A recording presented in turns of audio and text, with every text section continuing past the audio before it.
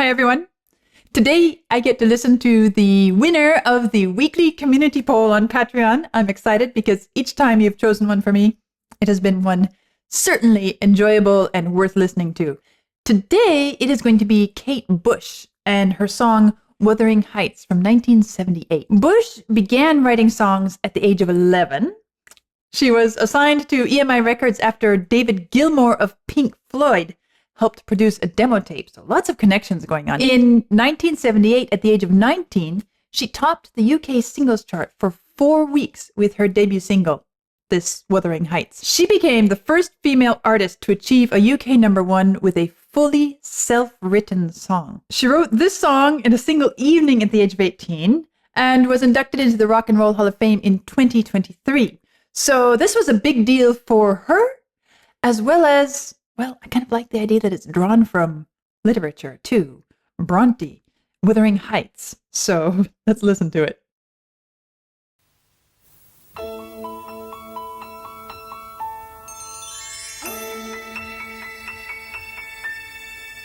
Out on the winding, windy moors, we'd roll and fall in green. You had a temper like my jealousy, too hard, too greedy. How could you leave me when I needed to possess you? I hated you, I loved you too. Bad dreams in the night, he told me I was going to lose the fight. Leave behind my walking through the heights with me. It's me, I can't see, I come home, my so cold, let me in. I like the way that she's really conveying with her voice some of the should I say the darker elements of the story, this jealousy and the greed and the temper and the hate and the love and all of this. It's coming through in her voice. It's I feel like she's very nimble and agile in the way that she colors her voice and conveys the various emotions along the way. You saw me perk up at the beginning when I heard just piano opening, really a kind of I want to say an easy listening classical style piano figure, something rather nondescript in a way. And it seemed very appropriate because somehow this coming from a classic novel from the 1800s, it feels like the piano just helps send us back that direction towards the classics. And I have no idea. Okay, she ended up in the Rock and Roll Hall of Fame, so she's clearly a modern musical style, but this incorporation of the piano in that way, it's not quoting from the 1800s any more than her lyrics are quoting from the book. But it's sending us that direction. And I'm thinking also, okay, if this was her kind of breakthrough #1 debut at such a young age, and also the first female singer to reach that point with a fully self-written song. I like the fact that, and I think probably this was maybe one of the things that played into her success, is that she drew on something that was so well known. If you know the English literature body of work, you probably know Emily Bronte, and you probably know Wuthering Heights. And so to write a song that is a a modern take on that, inspired by that, and really lifting it out of the pages of classic novel story to a modern feeling song, but still keeping a connection somehow. And so I like this mix of the classic element of the piano and then this more modern musical mix. And it's, let's see, this was in 78. I was going to say it almost sounds 80s to me, but not quite. And that explains. It's late 70s. And the movie itself, I'm not sure how I feel about it yet. I'll save my comments on that for a little bit further down the, further along the line here.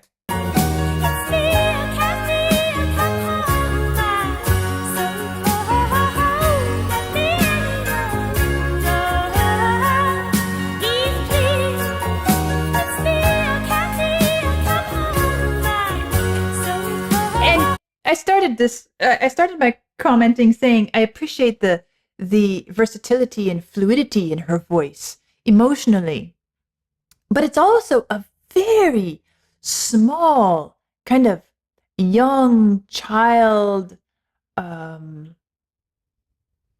or charming female. It's me, I'm Kathy. I've come home. I'm so cool. This is very infantile presentation, which adds to the whole idea and kind of modernizes it, I think, because I don't think of this literature classic as her having such an infantile personality character. But to hear it now with this voice, it changes things a lot, and it's one of the things that makes me feel like it's been lifted out of the pages and reset as a modern piece of music.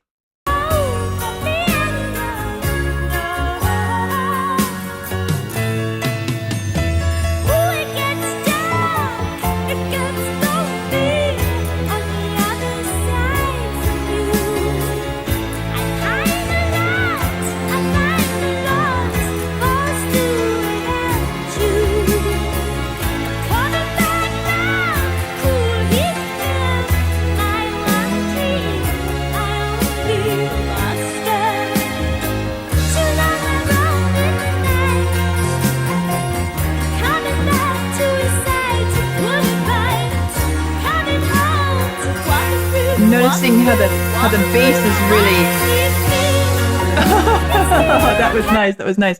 Noticing how the bass is really filling up the lower end of the range and balancing out this incredibly small sounding voice, and it adds a good counterweight to it.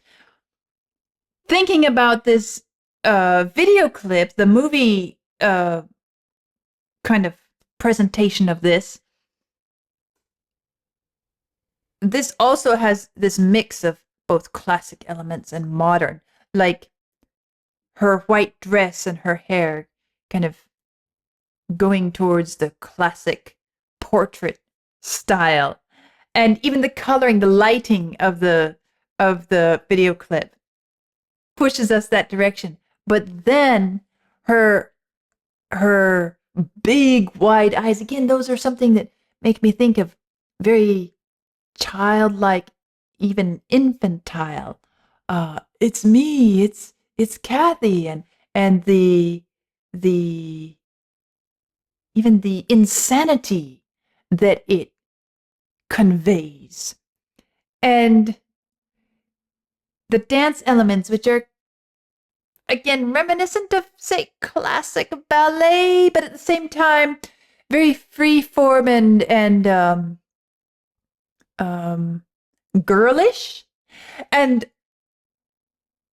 in addition to all of that, the sudden changes in gestures, which again hint at a sort of insanity, all of this is not only consistent with what we recall from our exposure to Wuthering Heights as a piece of literature, but also presented in a way that makes it feel new and different and incredibly modern and relevant to the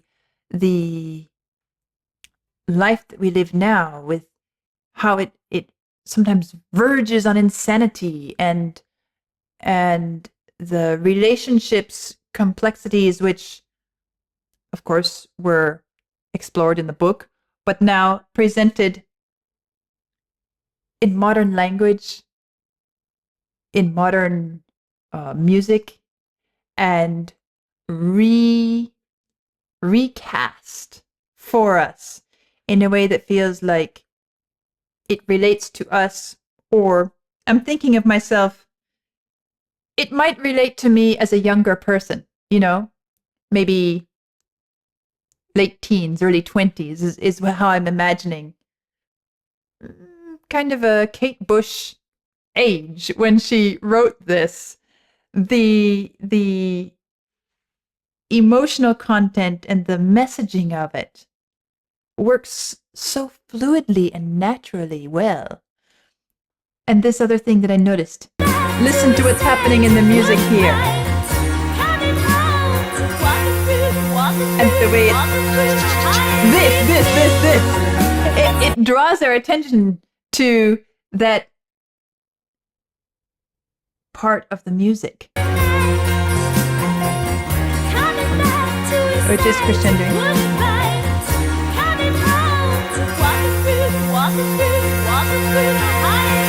And we see it in the way the video is presented.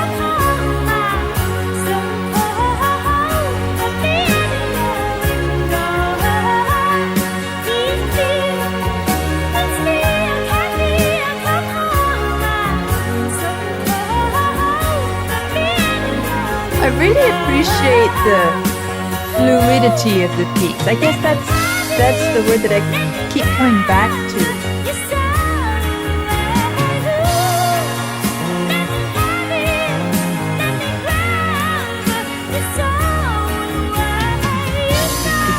Just a hint of drums showing up, but not heavy on the drums.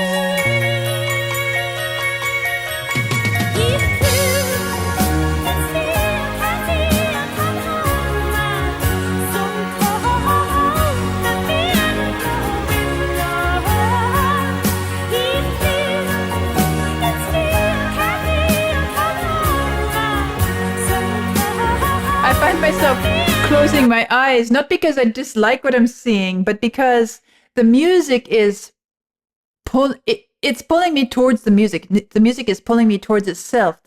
The flow and the motion within the music, and I feel that I don't need what's on the screen, even though what's on the screen is so consistent with what's happening musically. It feels like I don't need it. I can just feel it, and that's a testament to the integrity of the musical content. It's not something that I would call incredibly deep and profound musically, but it has the same grace and motion that you see visually. It is there in the music itself and just wants to pull us into its own sway and dance.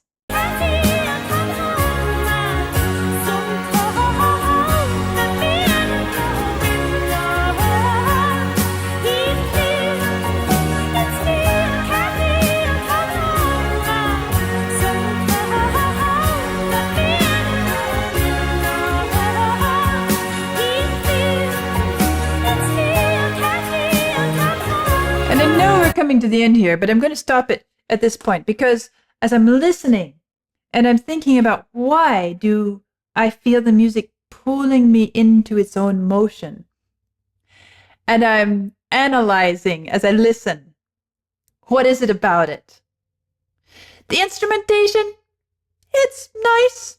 The harmonic progressions, okay, they're nice. The phrasing, the melody, it's all nice. It has its own interest and its own unique characteristics. At the same time, being incredibly accessible to our modern ears. But I think the thing that gives it that beautiful dance quality musically is her voice itself. And I mentioned earlier the fluidity with which she transitions emotionally, tonally, one quality to the next. And as I'm listening to her now and thinking more on a fundamental musical level, the shaping of the phrases, not just the emotional content, but the actual technical shaping of the phrases. I want to say that she sings like a dancer, meaning you look at her on the screen and there's all this elegant, graceful dance movement. That is what I hear in her way of singing it itself, in her voice itself. And it has the same delicacy, the same lithe quality that I see with her physically on the screen. That is what I hear in her voice. Her voice itself is dancing. And it's really a lovely thing to hear, and something that I'm not saying that every singer has to dance, but every voice has to have this dance quality, this ability to shape and carry a line and develop it and move it around. But it is one of the things that really draws me to a singer. And as I'm thinking, which of the rock singers do I find myself drawn towards? I think, of course, of Freddie Mercury. I think of, now the name escapes me. Here Comes the Rain Again. Annie Lennox. Annie Lennox. I think of Annie Lennox. I think of singers like that. And I guess I would put Kate Bush in that same category, at least based on this one song. I haven't heard enough, obviously. This is the only Kate Bush I've listened to. But I would put her in that same group of singers who have this ability to take a passive note and truly bring it alive, bring it to life. So it is no longer passive. It is the single note in itself is an entire living creature with arms and legs and eyes and a face that expresses emotion and a soul. You know, it's like this one note just becomes a whole world in itself. And it's not just one note, but it's the sequence of notes. It's the phrase. It's the way it's sung. I commented on how childish and even infantile small her voice is. That is about the tone quality of it. But that is simply her voice. But what she does with it is really, really beautiful and compelling. And I think that is what it is that is making me close my eyes and pull myself away from the movement I see on the screen and immerse myself in this vocal ballet.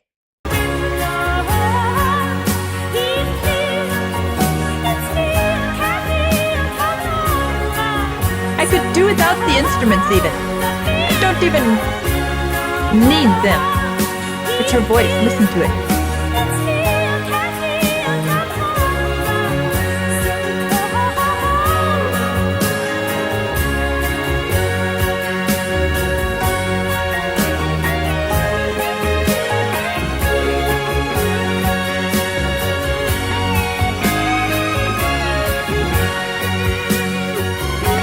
Bit of guitar in there suddenly makes me think about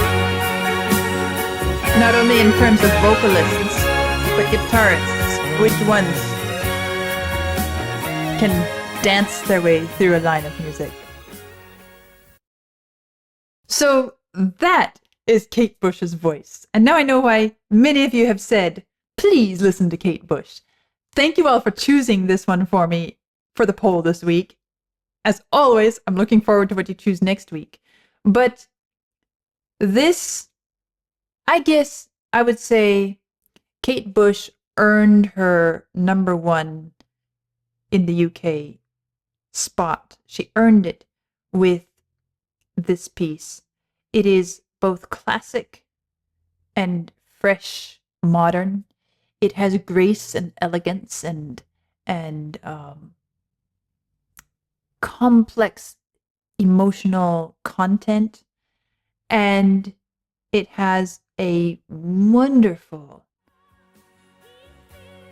vocal performance interpretation of all of this, and it's a I want to say it's a beautiful thing to see. It's a beautiful thing to hear.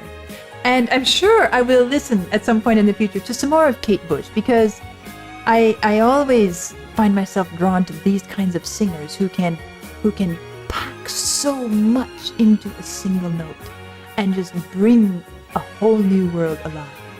So again, thank you, each of you who voted for this. I'll be looking forward to next week, and I'll see you soon.